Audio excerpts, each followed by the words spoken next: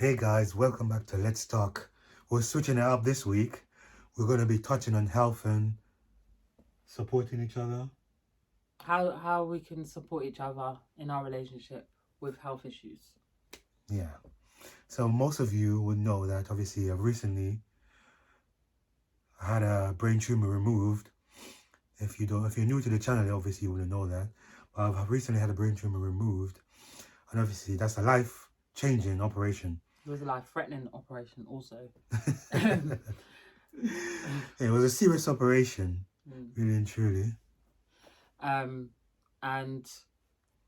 we're just going to touch on the things that the things that we did during that time, which was a difficult time in our family as a whole, to support one another. So, for example, although he was the one with the tumor, it was also very difficult for me to handle.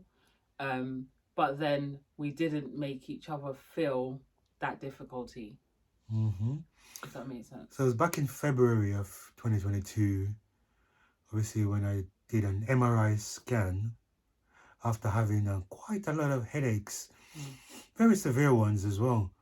So obviously when doctors sent me to have an MRI scan, did that, they sent me to A&E. And obviously my wife, obviously, she was starting, obviously, you know, when I went to do the MRI, it was at like a private thingy, whatever it was. Obviously they gave me a sealed letter and say go straight to A&E. And I phoned her and said, they told me to go to A&E. And she was like, what do you mean going in? Why? I'm like, they haven't really told me why. I was like, open the letter. She was like, open the letter. I'm like, I don't really want to open the letter. It's like, it's your letter, open it, innit? Open it and take a picture and send it to me if you don't want to read it, because I want to know what's going on. Because at this point, obviously, I went by myself to do the scan because I really wasn't thinking, yeah, it's going to be a brain tumor. It was just headache and something was going to show what's causing it. And she's like, open it, it's your letter. And I opened it. Did I open it? Yeah, you sent me a picture. Sent you a picture. And obviously it was like in hospital jargon, innit? Yeah, but I could clearly see it said there was a tumour and it did say large mass. So yeah, I think it said large mass in it, yeah. When I saw that, I was like, huh? Kind of thing. Like panic setting. So came home and she was like, okay, let's get you to the hospital now. Could I say, let's go in it. And I was walking around, I'm thinking, if I'm going to go to the hospital, I ain't going to be rushing, any, because I just knew they're going to carry me over. I ain't going to come home to that night. So I was running around the house, doing stuff. It's like, are we going now or not? I think I called my mum and I was like, can you have the baby? Because we need to go. So obviously we went. At this point, I think COVID was still ripe. And they were telling her that she can't come in. And she was like, what do you mean I can't come in? Can you imagine how that goes down? Imagine you just got news your husband has a brain tumour. You've gone to the hospital with him because you want to know what's happening, how serious is this brain tumour. You said go straight to A&E, so what does that mean? Is he going to die today? That's literally your mind's ticking like, what do you mean? And then you're going to get there and they're going to tell you you can't come in. The security was like, yeah, it can only be like one person to come in, and she was not having it. She wasn't having it. She was like, nah. So obviously I went to the desk and obviously gave them the envelope. And did you come in at the desk? No, I waited outside. I did. It was really cold. It's February. So in February, so it was cold. I stayed outside. He went into triage, and then from triage, they took him straight round the back. So I didn't even see him, so he had to call me. And at this point, there was a lot of people in the A&E waiting room. He skipped all of that. I skipped all of that because obviously the letter was urgent. So when I went into is it triage I call it? Yeah, you went to triage, then you went. And they read the letter, and just like, the woman was like, okay, just hang on, yeah, I'm going to go somewhere and come back. And she was like, okay, follow me. And they took me around in some room. And initially, they put a drip in my hand. He is not good with needles, guys. I hate needles. And this is where he needs the support of his wife. I hate needles. Obviously, they put this thing in my hand. No, it was a cannula. Yeah. just in case, innit? And then the main doctor came round and he was very shaken. You forgot the bit where the doctor agreed that I should be there, and she came out and got me. Oh yeah, Mm. because as I was saying to her, can my wife come in please? Because obviously she's very worried. And she was like, okay, I'm going to go get her. Would she be in the waiting room? I'm like, yeah. I weren't in the waiting room. I was outside because they wouldn't even let me in the waiting room. Oh yeah, she I had was to wait outside in the cold. Huh. The woman had to come outside to find me. So yeah, so when I did come round and inside, the security kind of rushing at me, like, where you going, where you going? And I was like, the doctor is with me, thank you. But anyway, when we got inside and the doctor came round, he was beating around the bush. He did not want to say. He was physically shaken He up. was like this, and then he was like, yeah. What we found. Yeah. He could not talk. There's a tumor on the left side of your brain. I'm so sorry. Like, everyone was a bit in a somber mood. And then he was like, do you want me to tell you the truth? Or should I be a bit nice with it? He was like, tell the truth. It was like a very somber mood. Everyone was like, I'm so sorry. I'm so sorry. We even started crying because of their emotions. Well, I can tell you, I drove home in tears, like literally. I did, because that was off. But obviously, I didn't let him see that because I didn't. You know, one thing about supporting your husband or partner when they're going through something to do with their health, you can't show them that panic because it will just make it worse experience for them. You got to carry on like nothing happened. If you get what I mean. Yeah. You can't be panicky. Because then that's going to have them worried, which depression sets in. If you get what I mean. And I feel like when you've got a health ailment, the moment you let depression hit you is the more decline you're going to have faster. You're going to go downhill faster. Oh, yeah, definitely. And I truly believe part of his recovery is because we didn't dwell on it. Literally, we didn't. We didn't obviously let it be there was tears, there were whatever, but we it's didn't not let it be something the focal point. Yeah, it wasn't something that was every day. Even though it was obviously a horrible diagnosis. Yeah, but we didn't make it be the focal point because if we did, depression would set in. Everything would have fallen apart. Yeah. Everything would fall apart. So it's not like we kept it to the back of our mind. It was there, but we didn't let it get us. Yeah. If we did discuss it like daily, but it wasn't. We never discussed it in like, oh my god, I can't believe this is happening, kind of thing. Although it did feel that way, but it's just we didn't really let it come to that point. Yeah, it was never a point of, oh my god, I can't believe this is happening. Maybe, to be honest, guys, before I even go to the MRI, I just had a feeling that something was wrong. Maybe that braced us for what was going to come, if you get what I mean. Well, to be honest with you, for him, yes, because you know, like for example, if I was to say to him, I feel like this, he'll probably be like, oh darling, like, you know, like when someone doesn't look like that, if that makes sense. He was saying he had headaches and whatever else, and I used to be like, oh, you're getting on my nerves because you won't go doctors. He would not go to the doctor, so I'm like, it can't be that bad. She actually booked the appointment to go to the doctors because I was reluctant, because I was saying, I know there's something's going on up there, but I just didn't want to know. That's what I kept saying to her. I know there's something going on, but I just didn't want to know. And I used to say to him, but is that fair? Because if something just suddenly happens to you and then you just drop, that's not fair on me or your kids. So get your ass to the doctors. And he didn't still, so I had to do it. Yeah, she booked the appointment because the headaches were getting really, really bad. So obviously I was in the hospital for 5 days. 5 long days. 5 days. So I went in on the Friday. Was it a Friday? Yeah, it was a Friday. Yeah. Straight after. No, it was a Friday. Because it was my long weekend from work. And I went in on the Friday. It was Thursday. Okay. No, it was a Thursday, wasn't it? I'm sure it was Thursday. Yeah, I think it was on a Thursday. They kept me in. They didn't do an MRI until the Monday. Because obviously Friday, and obviously nothing done on the same day. And then the weekend comes, nothing literally done over the weekend. So it was the Monday they did an MRI. No, you had an MRI the next day. No, because the next day would have been a Saturday and they No, didn't. you went in on Thursday. Friday you had an MRI. Definitely. No, I don't But remember. because they saw it on them, they did the MRI with Di this time, and because they saw exactly it on MRI, they kept him in because they were waiting for a response from the actual neurologist hospital to say we're going to operate right now or not, kind of thing. So that's why you were staying in for the rest of the days. I remember it was on the Monday that they did the MRI with the dye. No, you had a plane. Oh yeah. No, you are right. You are. Yeah. Because you'd already had the MRI that Yeah, day. yeah. So it wouldn't have made sense. No, yeah. So the Monday Yeah. they said obviously That's they what want I'm a saying. more You had it detailed. Thursday. You did have one on Thursday. That's why I but went it there. weren't that one. Yeah. Yeah, so the Monday they had the one with a bit more, with the dye, which is a bit more detailed than the first one I had. Yeah. Yeah, I think so. Yeah. Yeah, it was on a Monday because nothing's done over the weekend.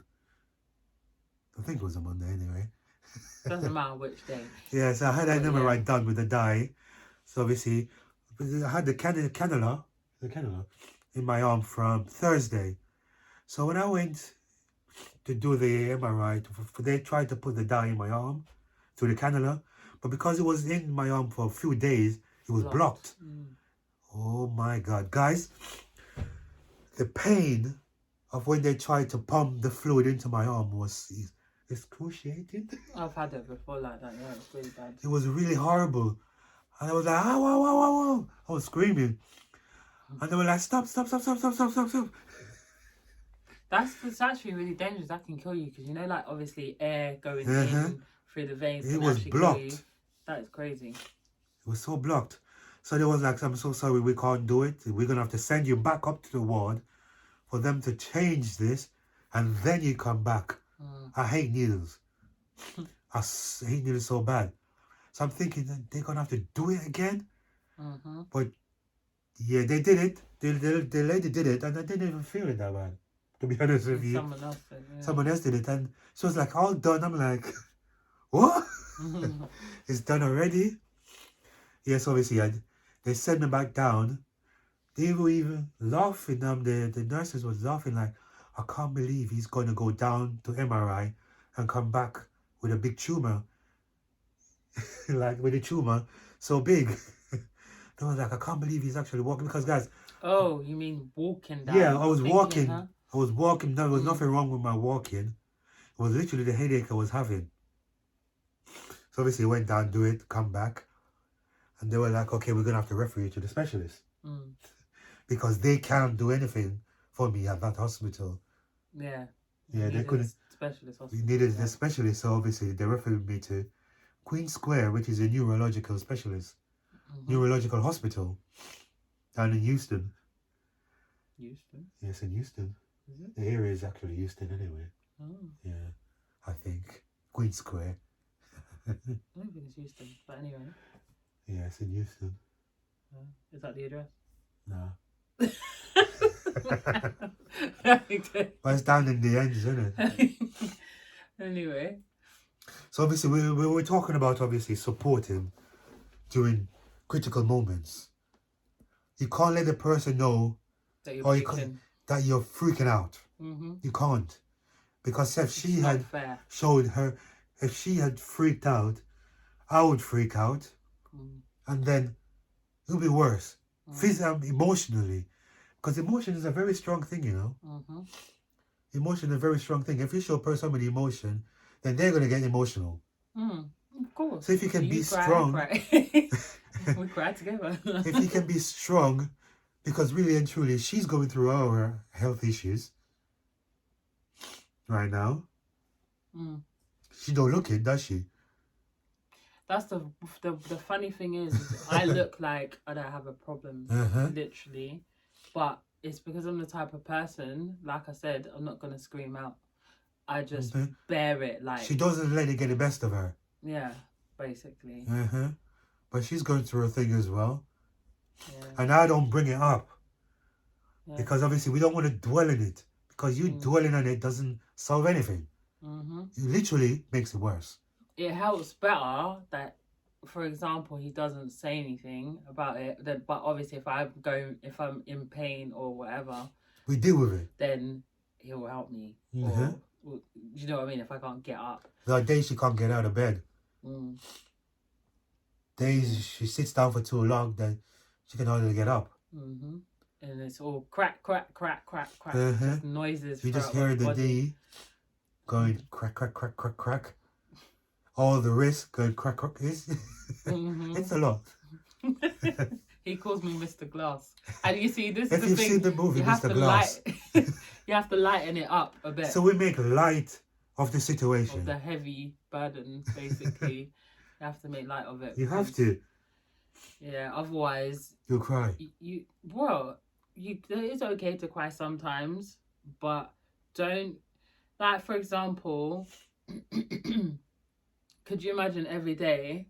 I know he's got the tumour, because after he came home after those 5 days, it was like, oh, thank God it's home. But then we knew, because they'd already said it's going to be surgery, basically. Yeah. So we already knew that part of it. But could you imagine if every day I was like, babe, are you okay? Babe, are you okay? Babe, are you okay? Like, yeah, I did freak out in my mind a bit. She didn't show it. Oh my God. Like, She did what's not gonna show happen? it. I was fearing, like, what's going to happen. And one thing I always thought of is, like, for example, guys, we're happy in our marriage. And, you know, like the saying where things are going really when good. it's going too smooth, there's always going to be something. There's going to be something. And my fear was, damn, it's been so good. So is smooth. this it? Do you know what I mean? You're thinking in your head, oh, please, God, no. You know, just because it's been good, is it going to be it now? There's always going to be a rough patch. Always. Yeah. And this was our moment of rough patch. Very rough. So obviously from February, we had an appointment at, obviously, Queen Square, a couple of months later on, to see the consultant. It was now, this is where we get more serious. Yeah, it was March. Yeah, it got a bit more serious when we saw the consultant at the hospital. And he was really frank with what's going on. He was plain talking. He weren't like the first one. I like him. He was Jack. good. I like him. Yeah, Jack Penn. if you ever watch this, Jack Penn. But anyway, yeah, he was like, really good. It's going to be surgery. It has to be removed. Otherwise, you're going to die. He literally said you're going to die. It could lead to death. Because it was so big, it's pressing against vital nerves. You know, sometimes you have a tumor and they don't remove it because it's on nerves that are really crucial. Obviously, my one was on crucial nerves, but it could be removed. However, say this is the tumor, yeah? They removed, but didn't remove the bits that are attached to those crucial nerves. Yeah. Otherwise, he would be non-existent. I'd be very, very... vegetable. Incapable of doing things. Incapable. I'm like vegetable and you're like incapable. But you see, we can laugh because I swear you have to laugh. You have to make light mood of the situation. You have to laugh. Have to. Well, for us, some people might say, because I've had a comment on one of the videos I did with my eyes. Laugh, yeah. When I was saying, I think the song said sometimes I feel like I'm losing my mind, and I was laughing, and somebody said, how can you be laughing at a situation like this? But for us... It's me. I can laugh at myself. Yeah. I must get laugh at my own situation, no? Make light of it. So obviously, in May, I had the surgery in May. And, was you worried? Check-in day, was really horrible. So the 24th we went in. Yeah, because that was the day he was going to be admitted. Yeah. But I thought it was going to be a thing where he'd get him admitted, I'd see him settle in, and then I would go. But we got to the doors, and they were just like... We went to the ward, and they were like, yeah, you can come in, but... You come in, shut the door. But you can... They actually left me out there. And she was like, is that it? So I said, no one going to explain to me what time the operation will be like. She was crying. Explain to me she was actually crying. I did cry, yeah. And I couldn't hold that one, because it's just like, what...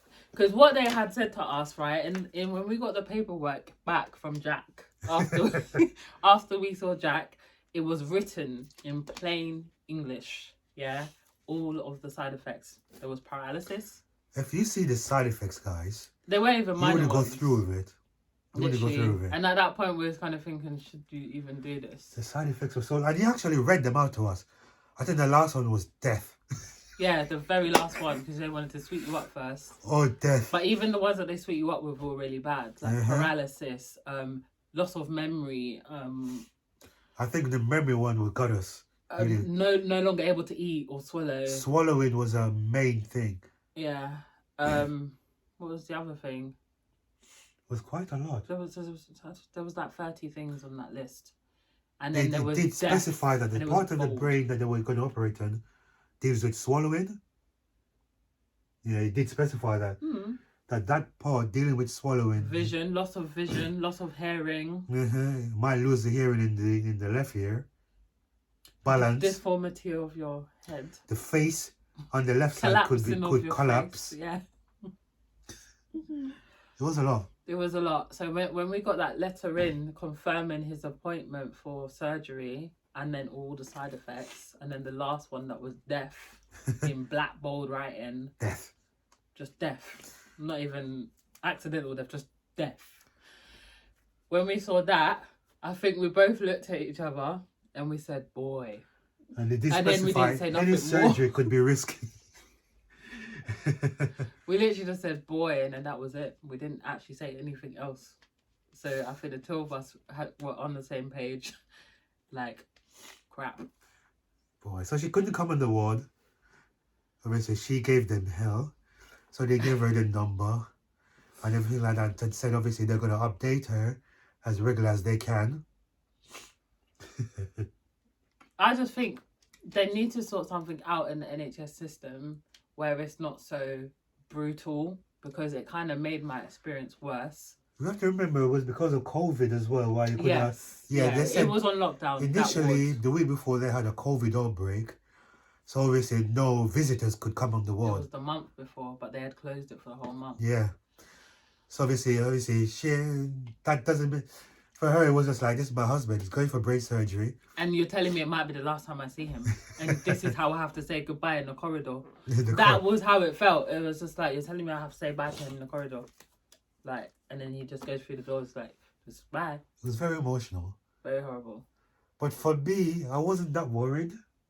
No, and that's a blessing. I wasn't worried. That's a good thing. I literally wasn't worried. So when I went there, obviously the surgery was on the next day. I was just in the bed chilling. Just relaxing. Lucky for him. I really wasn't worried. I think everyone else, families and friends, were more worried than me. And to be honest with you guys, they were doing my head in. Because can you imagine, I'm the person who lives with him, sees him, breathes with him every day, right? And then families calling or friends are calling.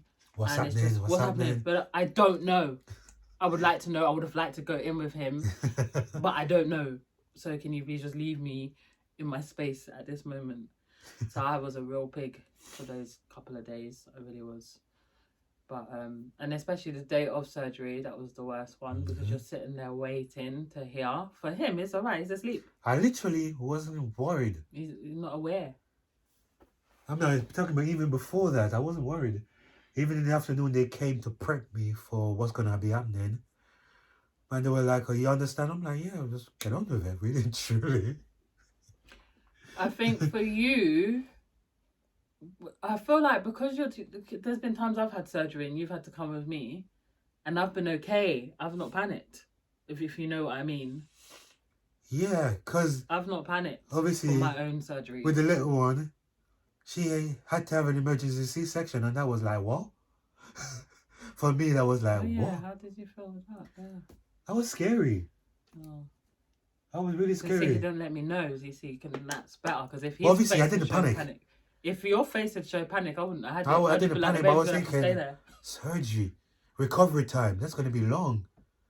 I didn't panic. I was calm as a cucumber. Even that was a risky one as well. Oh, yeah. That was a risky one as well. I've always had this thing in my head, that if I have a C, this is really mad, but I always had a thing in my head, if I ever have a C-section, I'll die. That's always been in my head. So I've always saying, I'm always the that 1% That in 1%. anything. And that's stuck in my head. Can you stop saying that, please? Because even I've that been day, correct. well, I've been correct though. fair You enough. know, like for example, you knew something's wrong with you. It's the same with me. I know I'm the 1%. You know, like if a random skin thing, I'm that 1% who's gonna have that random skin thing. Like always. Okay. So just speed it up, guys. Because we don't want to make a long video. Just speed it up. Surgery was on the 25th. To me, it was night that came around. But she said it wasn't night. When I came around, I was fighting. I was fighting the nurses because It was late, but it's like, I wanted... Surgery was at 8 a.m. Yeah. I think it was like 7 hours. It was 4 o'clock when I got a phone call to say If he's my memory out serves of me correct. surgery. When I came around, I wanted to go toilet because I wanted to pee. But I wanted to get up in it because obviously I was disorientated. Think my head was spinning. But I literally wanted to go toilet, so I was fighting the nurses to go toilet. And she was like, "What do you want to do?" And I'm like, I need to go pee. And she was like, "You've got a catheter. You've got a catheter in." I'm like, "I want to go toilet." And I don't remember anything. I think they gave me something to knock me out. The funny thing is, yeah, they probably did. I think they did because I didn't remember. Yeah, they probably did sedate you one time. And the thing is, guys, like that day, him having the surgery, I was phoning every hour. Yeah, they said me, your wife kept phoning. I was phoning every hour. And then they were like, no, that was because they said a couple of hours. Now, guys, a couple of hours or 2 hours. So a couple of hours went and I called 2 hours. They were like, no, he's not out of surgery. 2 hours more went, no, he's not out of surgery. 2 hours more went, no, he's not out of... And I'm starting to think, oh my gosh, what's happened here? Because they said a couple of hours. But then when they did say, oh, he's out of surgery, and I was like, okay, thank God, he's okay. But then it wasn't until nighttime. I wasn't even expecting a phone call from him because you think of brain surgery, you think this person's not going to talk for about a month. At this point, guys, he phoned me. Everything was spinning. The room was spinning. Couldn't open my eyes. And I remember the surgeon came to me and was explaining how it went. And because obviously I was out of it, he said, your wife called. Let me just call her and explain to her. Obviously, did he call you, didn't he? He did. Yeah, because obviously my eyes was closed and I wasn't taking anything in at this point. So he said obviously he was going to talk to her of obviously what took place.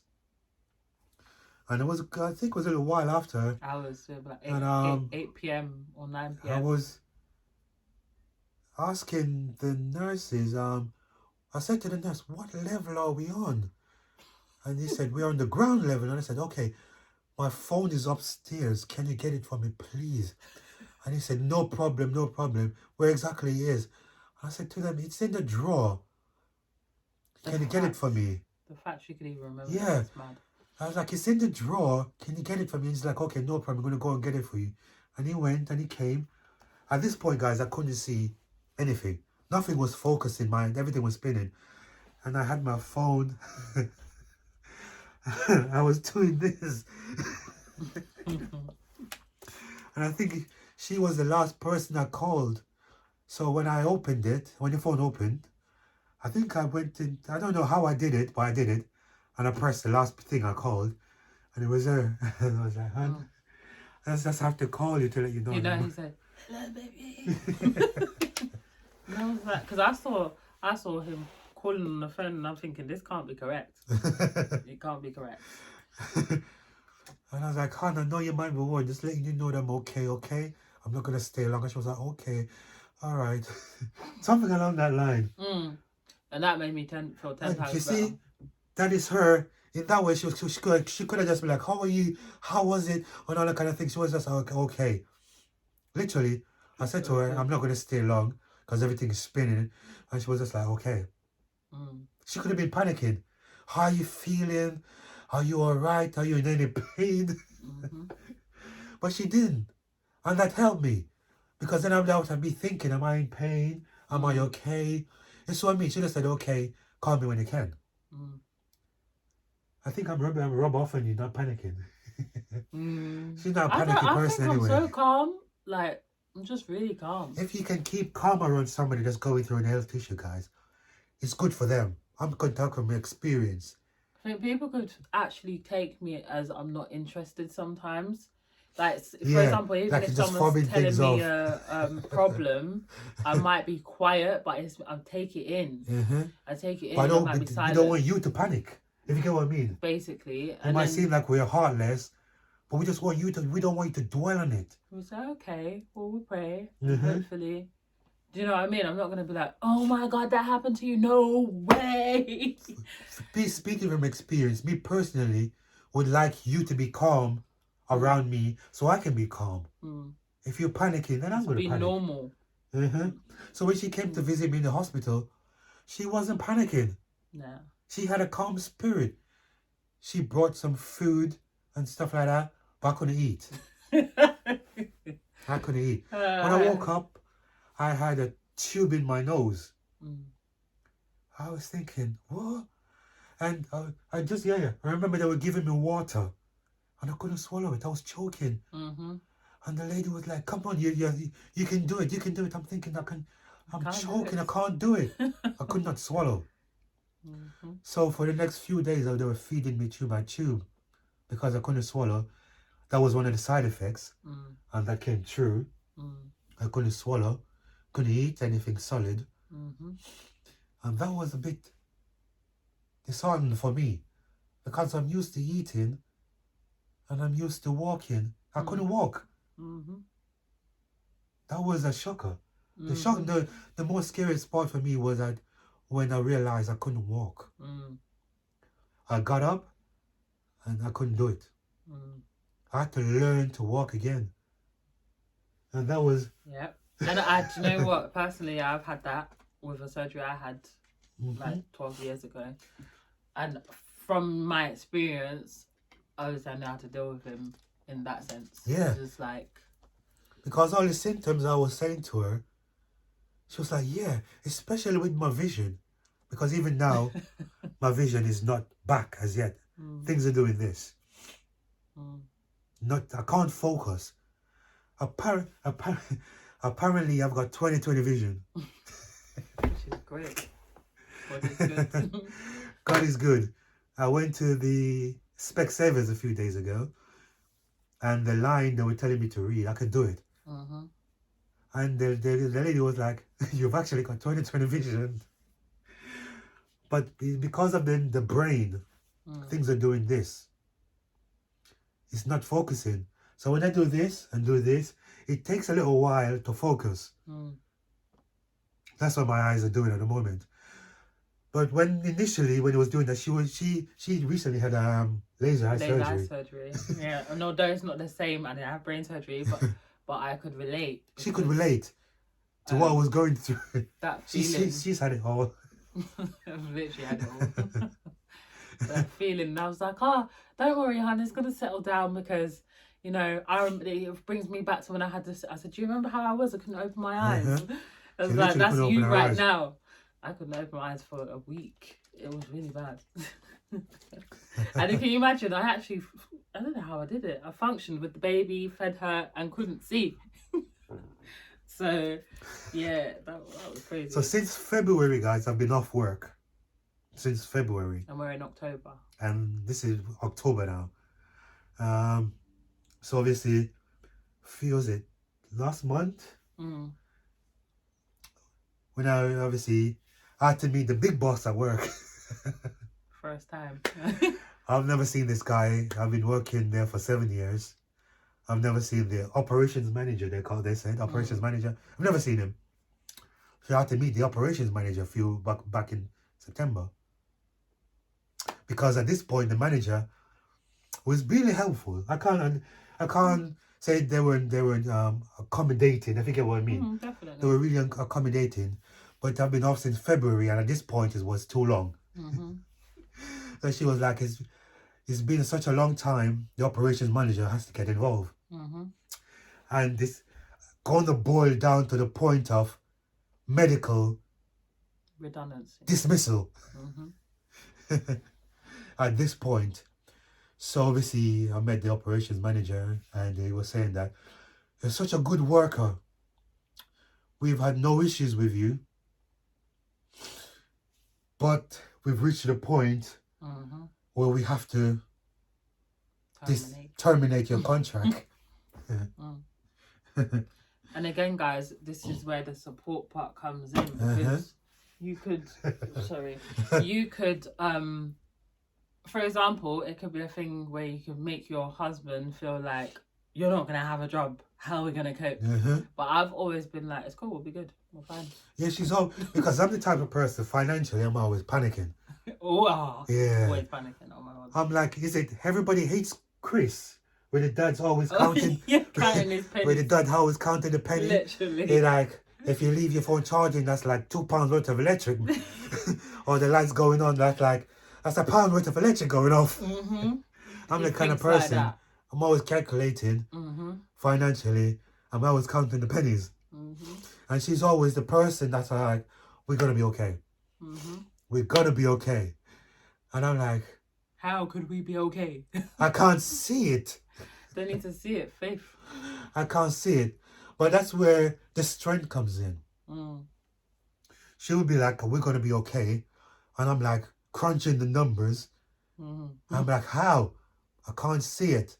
And then I'll say to him, but I haven't always been right this far. She has. Because every time we get to the point of what we're going to do, the Lord always makes a way. Makes a way.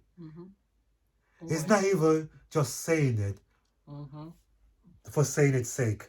I can actually say we always reach a crunch point, and now we can look back and like, how did we make it through that point financially? It's like standing on the top of a cliff. This is how I can best describe my faith.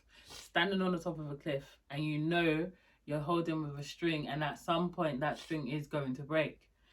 But with me, I'm just like, let it break. It's fine. Because I know that net at the bottom is bouncy. So we're going to come back up. That's how I can describe it. It's good to have a hope. That is where our strength comes from. Having a hope in God. Yeah. Because without that hope, we'd be depressed. We'd be panicking. We'd be miserable. But because we have that hope, we can say, God is going to make a way. We're going to get through this. That is the only way we can survive as a couple, as a married couple, by having a hope that this is not the end. And that is literally that is it. That's it. You hit nail on the head. If you read the Bible, you know when Moses came to the Red Sea and the people was panicking, and he said, stand still and see the salvation of the Lord.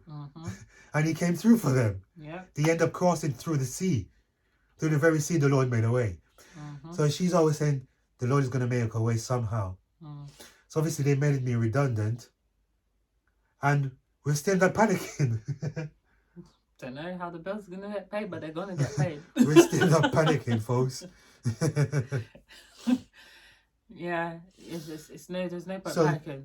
The bottom line is, when you're going through a health situation or whatsoever it is, if you can be the solid rock of your other half, it would be good. Don't panic. Or even if you're panicking, don't show them that you're panicking. Keep it in. Be that strength. Despite whatsoever is going around, be that strength. Always think of it like a positive. Have a positive mindset going through. For us, that's what kept us through. And we're not just talking for talking's sake. We can say for a truth. Having a solid person behind us that doesn't panic when the situation gets rough is what we have. Yeah. And that works for us. Definitely. Peace out. Bye.